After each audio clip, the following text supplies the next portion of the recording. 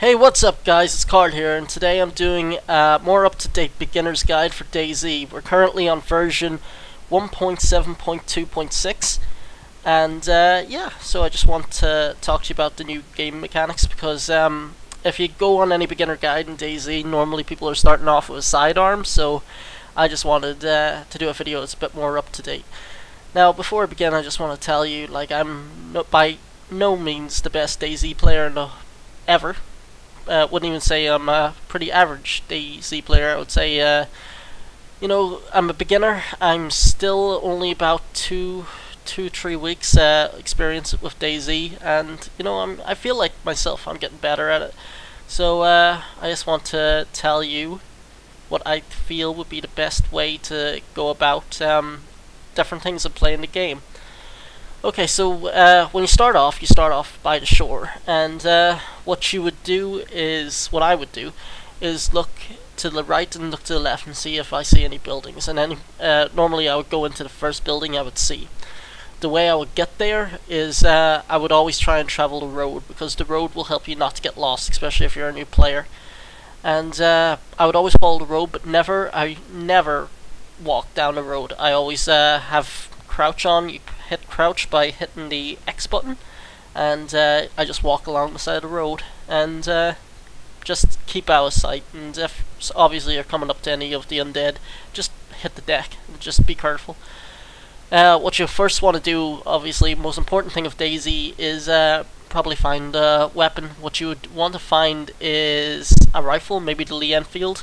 It's a good accurate weapon. It's really powerful. And, you know, if you find it, it would help you out a lot on your travels. If you find a sidearm, maybe even if you're as lucky as me, you might be able to find a crossbow at some stage, which obviously it's good because it's powerful and it's also silent. Next thing what you're going to want to do is find something to drink and find some food. If you find some food, obviously that would help you because you would starve to death. And what I would recommend if you find a drink is you can get soda cans, which I believe it's Mountain Dew, Pepsi, and Coke. Me being a smug bastard, only takes the Coke. And you could also find a water canteen, and what you do with the water canteen is you go into like a lake or a small river or something.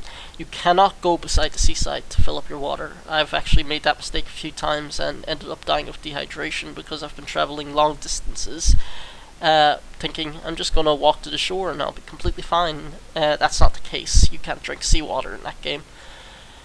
The next thing what you'd want to do is find yourself a nice place to stay for the night, because this game, if you want to try and survive for a long time, you have to find somewhere safe. I wouldn't recommend going into a city. If anything, that's the last place I'd recommend. What I normally tend to do is climb to the top of a mountain. Like, obviously there's big mountains in this game. Once you get to the top of one, there's normally like a small cabin or something. You can you normally base your character there and log out if need be. Especially when it's hitting dark time, you'd want to log out a server, maybe go onto a different server, or just play the following day.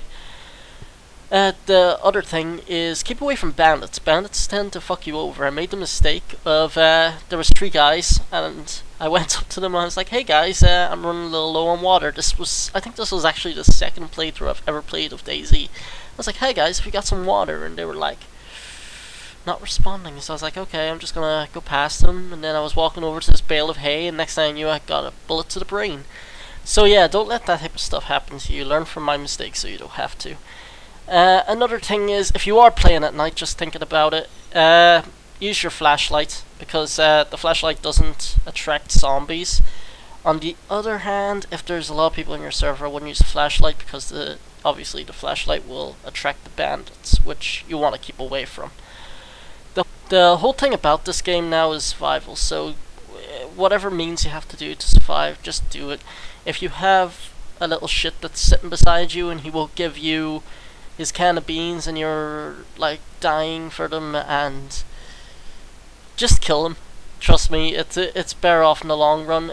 If anything, you should just be going off on your own playing this game. Sometimes you could have a little prick like that just will cooperate with you, so you might as well just do it yourself, you know? So yeah, an important thing is most people don't know how to bandage themselves, which is it's a common occurrence. Like, I can't imagine like how many times I've actually had to bandage myself in this game. And at first I didn't start off knowing how to actually do it.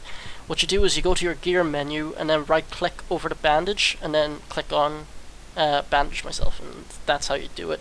It's very like controls like that sometimes in this game. This game takes a huge learning curve in my opinion to be able to play it, and it's not fun having to actually go through controls like this, trying to figure out how to do it. I'm trying to think of other controls. There's WASD to actually walk around. Then Z, X, and C is how you prone, crouch, and stand in that order. If you press the Y button, you're actually able to vault over obstacles. If you hold the shift button, you're able to walk slower. G button is how you open your inventory. If you hit the right, actually the right mouse button is how you actually aim down the scopes, and the left mouse button is how you shoot. R, reload, things like that. Q and E helps you, it leans you out from cover and stuff. If you're actually in prone position, then Q and E turns to roll. So stuff like that. If you hit the cap locks button, you're actually able to use your voice chat, but you know, in a game like this I rarely use voice chat. So yeah guys, that's all I gotta say about the game. Hopefully that will get you started and up and running. If there's any questions you want to ask me, just leave it in the comment section and I'll hopefully get back to you. Like, there's absolutely no reason why I shouldn't. And yeah, have fun with DayZ. I think it's important to know actually this is an Arma 2 mod, so you have to have Arma 2 and Operation Arrowhead to be able to play this game. So yeah, download off Steam or go out and buy it or whatever you prefer. And yeah, hopefully I'll see you on the server.